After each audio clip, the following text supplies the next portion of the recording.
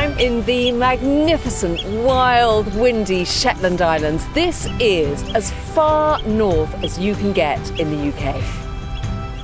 Famed for its dramatic landscape, rugged coastline and spectacular wildlife, Shetland is also known for one of its very hardy native inhabitants, the Shetland sheep.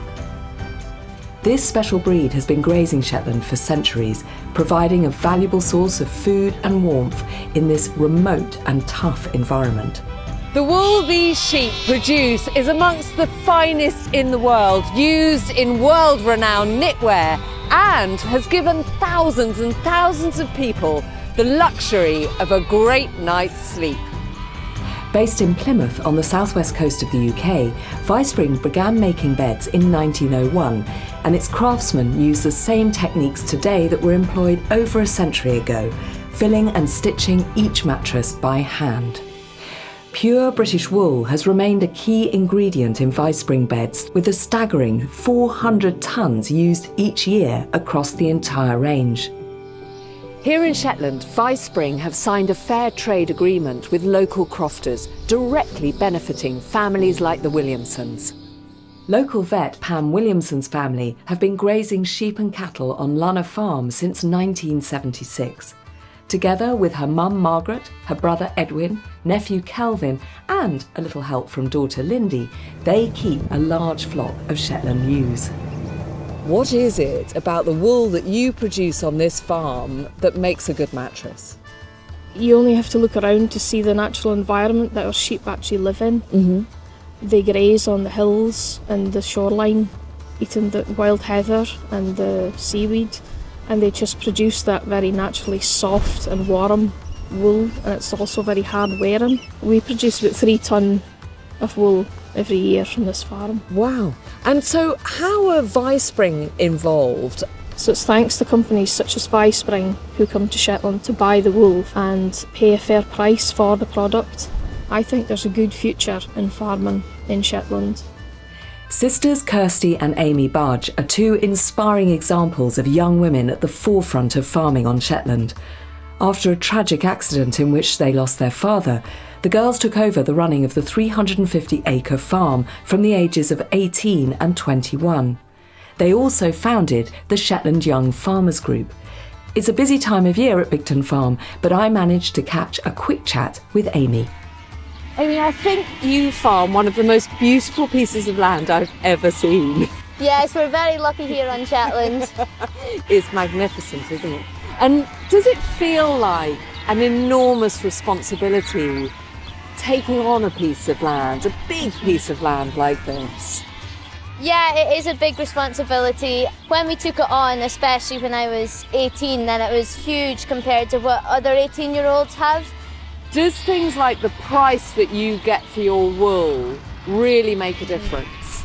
The price we get for our wool, yeah, it does make a difference. Our wool stays on Shetland and is spun and processed here.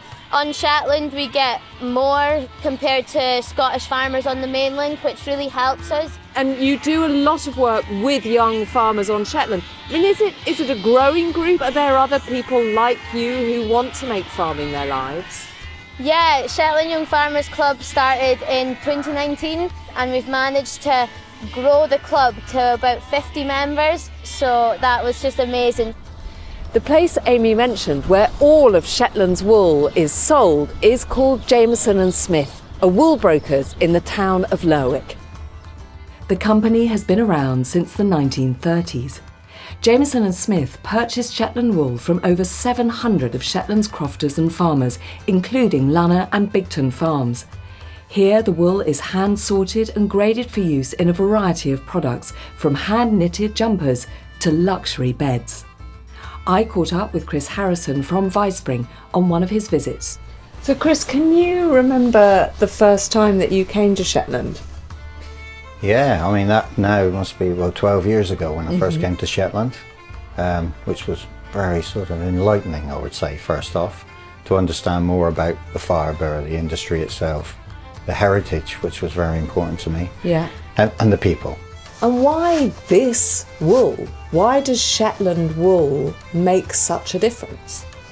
In terms of the actual quality of the fleece, and I think that was the understanding from my point of view, what would add a beneficial element to the product that the consumer ultimately is buying. Yeah. So the loft, the resilience, the softness, and understand the difference in that fleece. It's natural, sustainable route that we want to support going forward. But one thing that I've discovered is that you're directly helping farmers and crofters on these islands. So what we want to do is put more money back to keep this heritage alive, keep this for young farmers, future generations of the Shetlands. That relationship and partnership is invaluable. And that to me as a person and to a business and hopefully to the community means a lot. Vispring may be a company with a global presence, synonymous with high-quality luxury products, but its reputation has been built on a long tradition of great British craftsmanship, together with, almost more importantly, really strong relationships with their suppliers, people like the farmers here on Shetland.